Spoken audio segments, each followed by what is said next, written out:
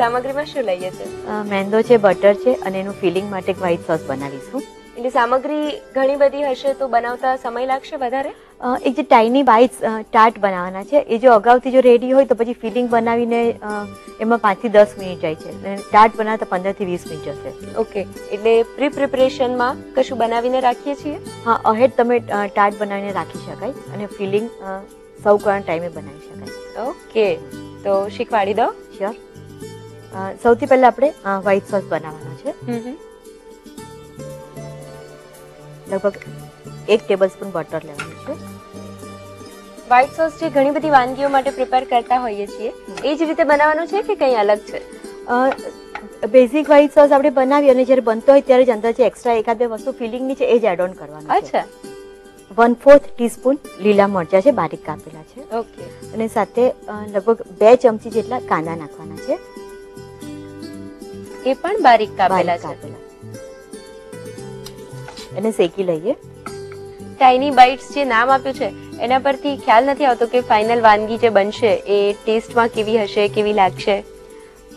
White sauce છે પરંતુ એકદમ બ્લેન્ડ ટેસ્ટ નહીં આવે કારણ કે આપણે ચીલી ફ્લેક્સ પણ નાખીશું, મરી પણ નાખીશું અને થોડા પ્રમાણમાં લીલા મરચા પણ નાખ્યા છે. અચ્છા. સાથે સ્વીટ કોર્ન આવશે, પાલક આવશે. એટલે ખાસી ટેસ્ટી એક વાનગી બનવાની છે. 1 ટેબલસ્પૂન મેંદો એડ કરવાનો છે. ઓકે, શેકી લઈએ. મેંદાને ડાયરેક્ટ જ એડ કરી દઈએ છે અને ડાઈલ્યુટ કરીને કે સ્લરી બનાવીને એડ કરવાની જરૂર નથી? ના. આ મિક્સર થોડું ફ્રોધી દેખાય એટલે દૂધ એડ કરીએ. 1 ટેબલસ્પૂન મેંદો લીધો છે તો તેની સામે 1 કપ આપણે દૂધ લઈશું. અચ્છા.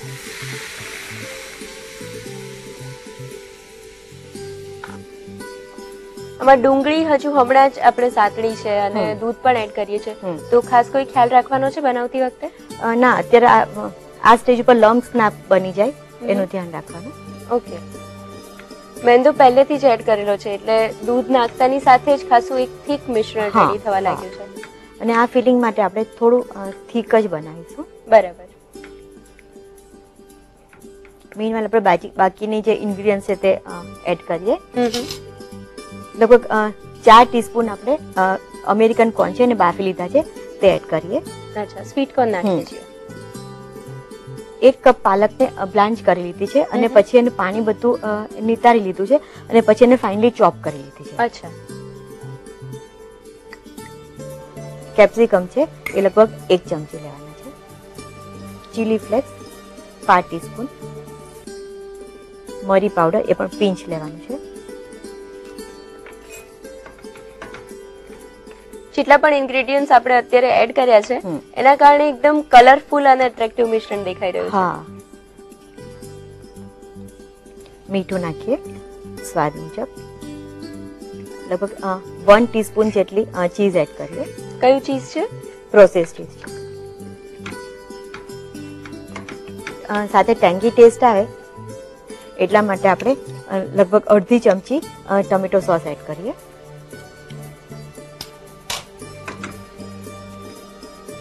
ગેસ બંધ કરી દઈએ. હા. અચ્છા, વધારે વાર ઉકાળવાનું નથી આ મિશ્રણને? ફિલિંગ રેડી છે, એને બાઉલમાં ટ્રાન્સફર કરીએ. લીપી જે ટાઈની બાઇટ્સ માટેના જે નાના ટાર્ટ આપણે રેડી કરવાના છે એનો બેઝિક જે ડવ છે એ રેડી કરીએ. એના માટે 100 ગ્રામ મેંદો લેવાનો છે. Pinch of salt. 100 ગ્રામ જો મેંદો હોય તો એનાથી અડધું 40 થી 50 ગ્રામ બટર લેવાનું છે. એને મિક્સ કરી લઈએ અને એકદમ લાઇટલી જ બટરને મેંદામાં મિક્સ કરવાનું છે. એકદમ લાઈક હાથનો વધારે પડતું ભાર નથી આપવાનું. એકદમ ઠંડુ આઈસ વાળું પાણી તેને લોટ બાંધવાનો છે. અને ઓલમોસ્ટ પહેલા 1 જ ટેબલ સ્પૂન પાણી લઈને આપણે જોઈશું. ચીલ્ડ પાણી યુઝ કરવાનું રીઝન શું છે? આમાં આપણે માખણ લીધું છે, એકદમ વધારે લીધું છે. અને જો આ લોટ જો આપણે ઢીલો બાંધીએ તો આપણા જે ટાર્ટ જે છે એ બન્યા પછી પહેલા તો કડક રહેશે, પછી સોફ્ટ થઈ જશે. અચ્છા.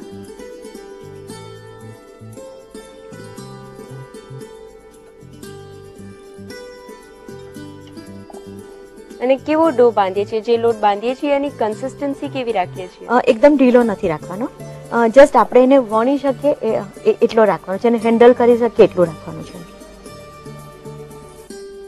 ઓલમોસ્ટ આ 100 ગ્રામ જે મેંદો છે અને 50 ગ્રામ બટર છે એ બાંધવા માટે લગભગ 2 થી અઢી ટેબલ સ્પૂન જેટલું ઠંડુ પાણી જોશે. ઓકે, લોટ રેડી છે, આપણે એને લુવા બનાવી લઈએ અને વધારે પડતું મસળવાનું પણ નથી, બરાબર. તો લાઇટલી જ હેન્ડલ કરવાનું છે. 2 પ્લાસ્ટિકની શીટની વચ્ચે એને વણી લઈએ. વણતી વખતે થિકનેસ કેટલી રાખીએ છીએ? ઓલમોસ્ટ 2 મિલીમીટર જેટલી રાખવાની છે. ઓકે,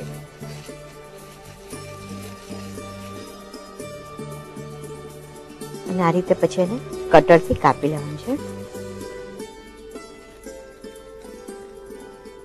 અચ્છા, આ કટર ધારો કે અવેલેબલ ન હોય ઘરમાં, હા તો કઈ રીતે કરી શકાય? નાની આપણી ધાર વગરની વાડકી હોય એ પણ ચાલે.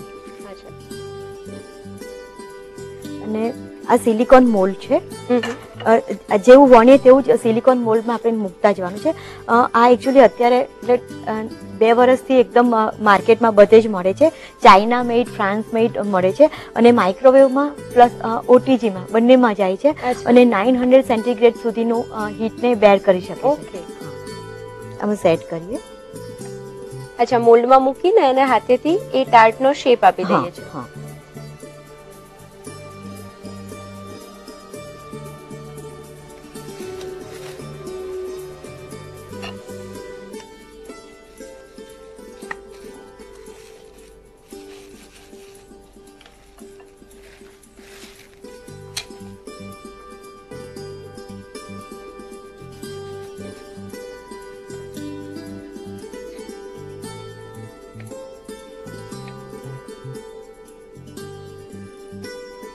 આ બધા મોલ્ડ આવી રીતે સેટ થઈ જાય ને પછી ફરીથી એને થોડું આવી રીતે પ્રેસ કરી દેવાનું ઓકે, કે નીચે હવાનો ભાગ હોય તો તે નીકળી જાય.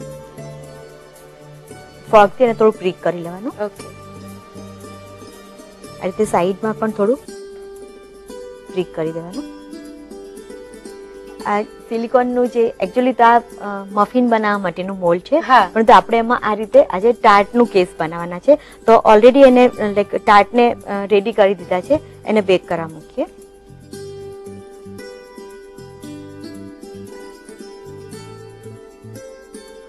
પ્રી હીટેડ ઓવનમાં 200 સેન્ટીગ્રેડ ઉપર એને 15 થી 17 મિનિટ એને આપણે બેક કરીશું. ઓકે, લીપી આપણે જોઈ લઈએ.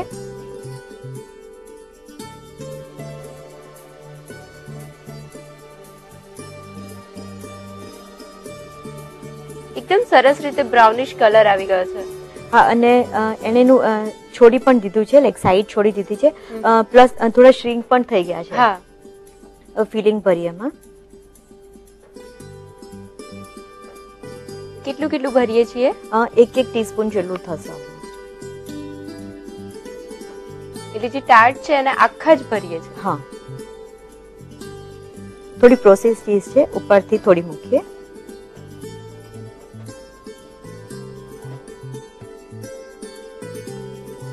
જે ફિલિંગ પ્રિપેર કર્યું છે ઓલરેડી ચીઝી છે અને ઉપરથી પણ ચીઝ એડ કરીએ છીએ. હા,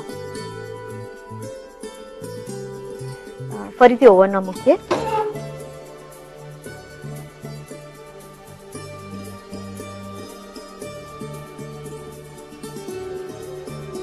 ફરીથી આપણે 5 મિનિટ માટે એને ઓવનમાં મૂકીશું. ચીઝ થોડી મેલ્ટ થાય ત્યાં સુધી બેક કરીએ. સેમ ટેમ્પરેચર પર? હા, સેમ ટેમ્પરેચર પર. લીપી જોઈ લઈએ.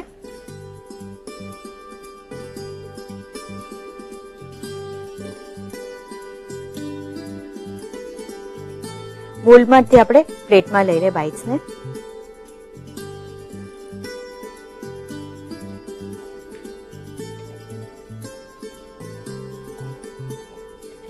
સર્વ કરીએ.